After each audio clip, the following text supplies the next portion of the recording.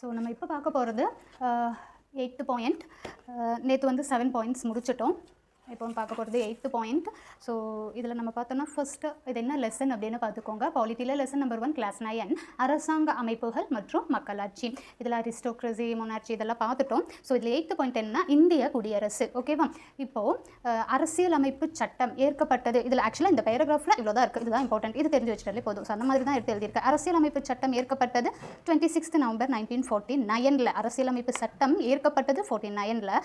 நடைமுறைக்கு வந்தது 1950 26th Janல. So இந்திய குடியரசான நாள் எப்போ அப்படின்னா அதுவும் 26 Jan 1950.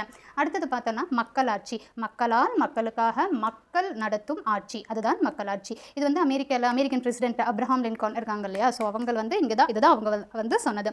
அடுத்தது இதில் வந்து ஒரு பிவைக்கு என்ன அப்படின்னா, ஒரு உண்மையான மக்களாட்சியை 20 பேர் குழுவாக அமர்ந்து கொண்டு செயல்படுத்த முடியாது. சரியா? ஒரு மக்களாட்சி வந்து ஜஸ்ட் ஒரு 20 பேர் வந்து ஒரு குழுவாக அமர்ந்து செயல்படுத்த முடியுமா அப்படின்னா கண்டிப்பாக முடியாது. இது கீழ்நிலையில் உள்ள ஒவ்வொரு கிராம மக்களாலும் செயல்படுத்துவதாகும்.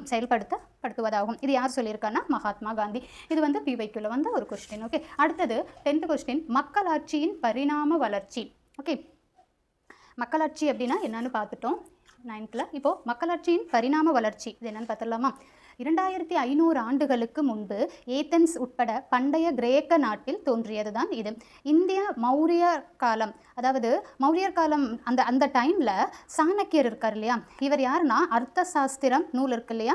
அந்த அர்த்த சாஸ்திர நூலை எழுதியவர் தான் சாணக்கியர். சரி, சாணக்கியர் யாரு அப்படின்னு பார்த்தோம்னா சந்திரகுப்த அரசர் இருக்கார் இல்லையா? சந்திரகுப்த அரசர். ஓகேவா? சந்திரகுப்த அரசருடைய ஆலோசகர் யாரு?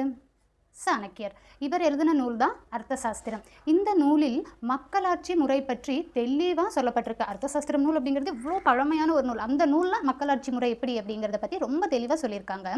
அந்த அர்த்த சாஸ்திர நூலில் என்னெல்லாம் இருக்குன்னு பாருங்கள். இந்த மக்களாட்சி, அரசாட்சி முறைனா என்ன, பொருளாதாரத்தை பற்றி, உளவு அமைப்பு, போர் தந்திரம், வரி வசூல், மக்களாட்சி மற்றும் நிர்வாகம் எப்படி பண்ணணும் அப்படிங்கிறத பற்றி எல்லாம் ரொம்ப தெளிவாக சொல்லப்பட்டிருக்கு. அடுத்தது சாணக்கியர், அவருடைய பெயர், வேறு பெயர்கள் என்ன அப்படின்னா சாணக்கியர், கௌட்டில்யா அப்படின்னு இதில் சொல்கிறாங்க, கௌட்டில்யர். அடுத்தது விஷ்ணு குப்தர். ஸோ இந்த 3 பேர்களும் சாணக்கியருக்கு உண்டான வேறு பெயர்கள். இப்போது இந்த மக்களாட்சியை பற்றி இன்னும் கொஞ்சம் பாயிண்ட்ஸ் கூட இருக்குது, பார்த்துடலாம். இங்கே பாருங்கள், மக்களாட்சி முறை தமிழ்நாட்டிலும் ஆரம்பத்தில் இருந்துள்ளது. அது எப்போனா சோழர் காலத்தில். சோழர் காலம், இந்த காலத்தில் மக்களாட்சி புகழ்பெற்று இருந்தது. சோழர் காலம் ஃபாலோட் பண்ணது குடவோலை அப்படிங்கிற ஒரு முறை. இந்த முறையை பயன்படுத்தி மக்களாட்சி முறை தேர்தல் நடந்தது சோழர் காலம்.